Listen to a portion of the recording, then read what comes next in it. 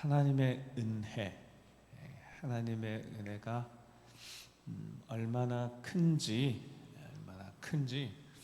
지금은 우리가 이렇게 충분히 느낄 수 없는 시대를 살고 있지만, 즉 처음에 하나님의 은혜, 성령의 역사가 처음에 임하였던 초대교회 시기를 잠깐 되돌아보면, 하나님의 은혜가 특별히 택함 받은 유대인들이 아닌 이방인들에게 임한 하나님의 은혜를 이 유대인들이 들었을 때 그들이 믿지 못할 정도로, 즉 어떻게 이방인들에게도 하나님이 우리랑 똑같은 성령을 부어주시는가, 이것에 대해서 유대인들, 개종한 유대인들은 처음에 믿을 수가 없었습니다.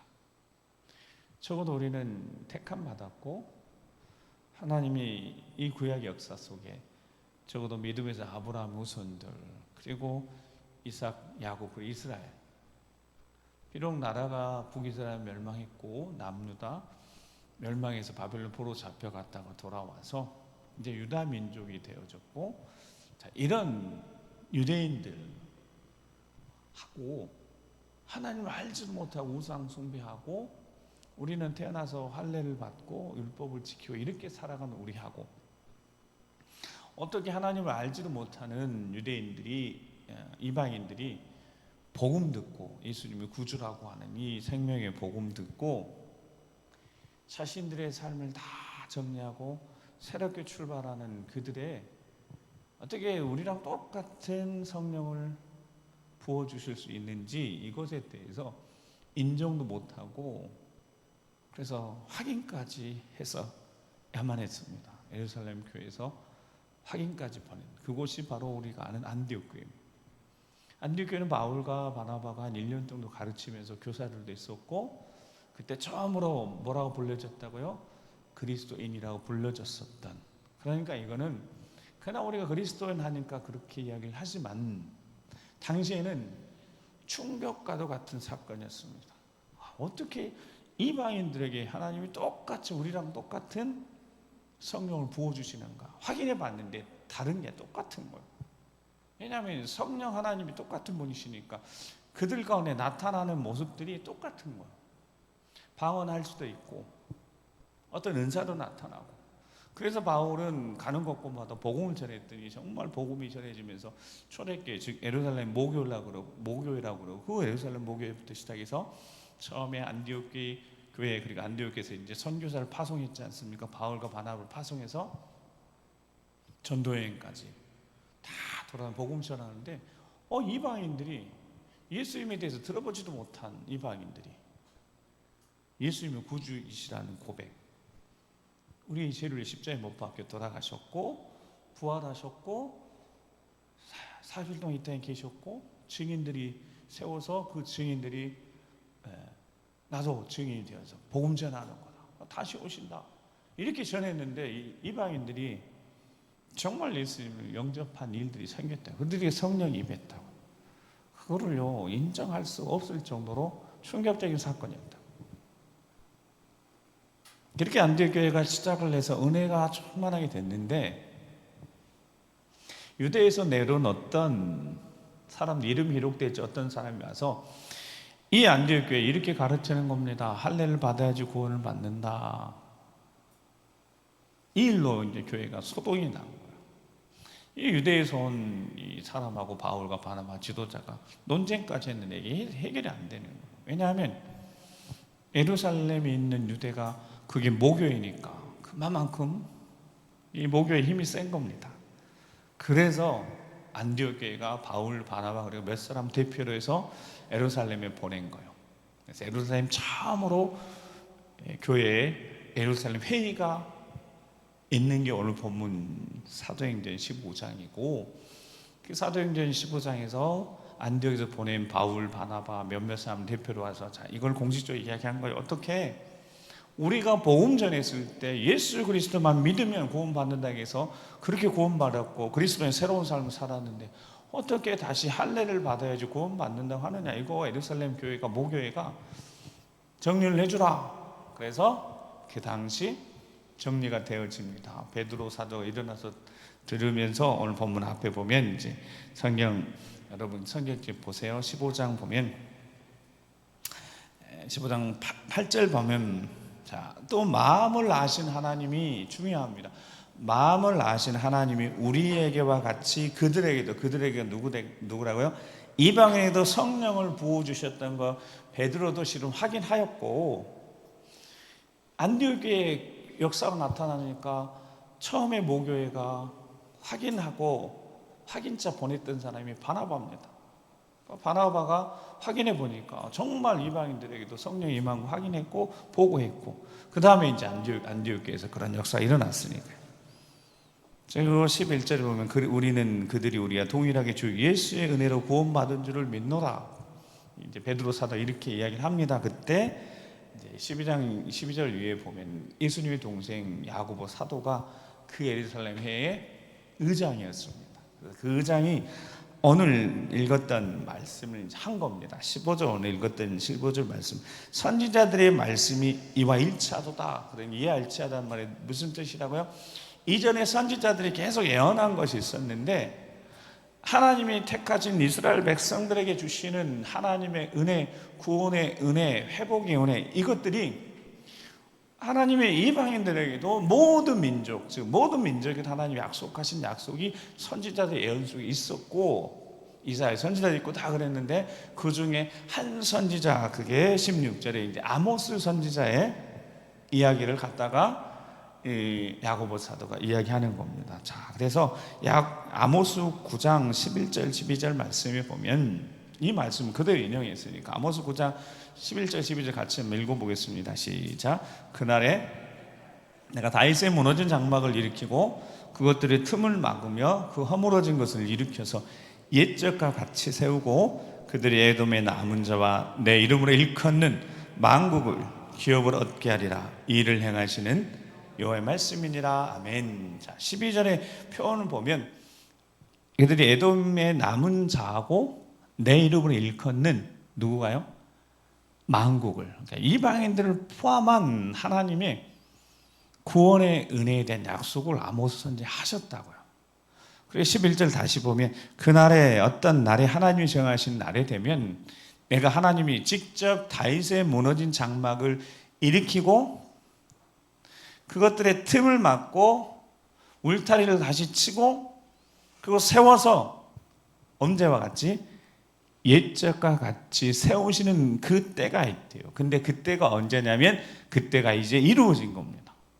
즉 성령이 오시면서부터 하나님이 택하신 백성들에게만 은혜가 임하고 성령이 임하는 게 아니라 아모스 선지자가 이야기했던 것처럼 모든 민족에게도 동일하게 똑같이 하나님이 은혜를 베푸셔 그들을 구원하는데, 거기에 다윗의 장막, 무너진 장막에 대한 이야기를 하시는 거죠. 하나님이 정하신 어떤 지점, 하나님이 가장 기뻐하시는 어떤 지점, 그게 다윗의 예배, 다윗의 삶이었다는 겁니다.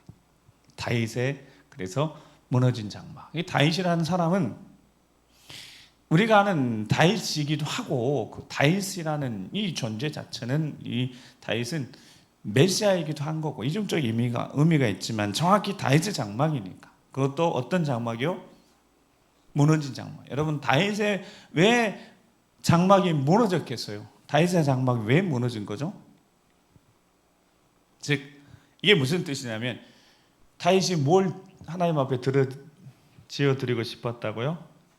성전이 정확히 아닌 하나님의 그냥 집 지어드리고 싶었다고요.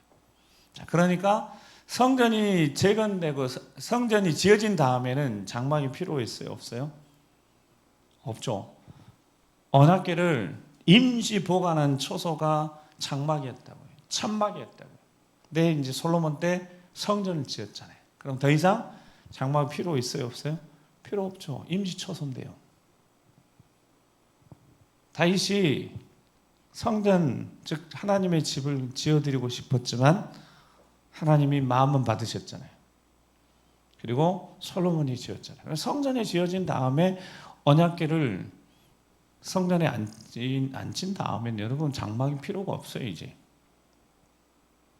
근데 하나님이 그렇게 말씀하시는 솔로몬의 성전에서 드려지는 예배, 솔로몬의 성전에서 드려지는 예배 그것보다 다윗의 장막에서 성전 건물이 중요한 것이 아니라 다윗의 그 마음, 하나님을 사랑하는 그 마음, 그 열정, 솔로몬의 성전과는 비교할 수 없는 다윗의 장막, 하나님이 다시 그 때를 옛적과 같이 세우셔서 보고 싶어 하신다는 말씀입니다. 그 전도서 3장 14절 15절 말씀에 하나님께서 행하시는 모든 것은 영원히 있을 것이나 그 위에 더할 수도 없고 그것에서 덜할 수도 없나니 하나님이 이같이 행하시면 뭐하게 하시려고요? 사람들이 그의 앞에서 하나님을 경외하려 하심인 줄을 내가 알았도다. 자, 그리고 15절 말씀 시작.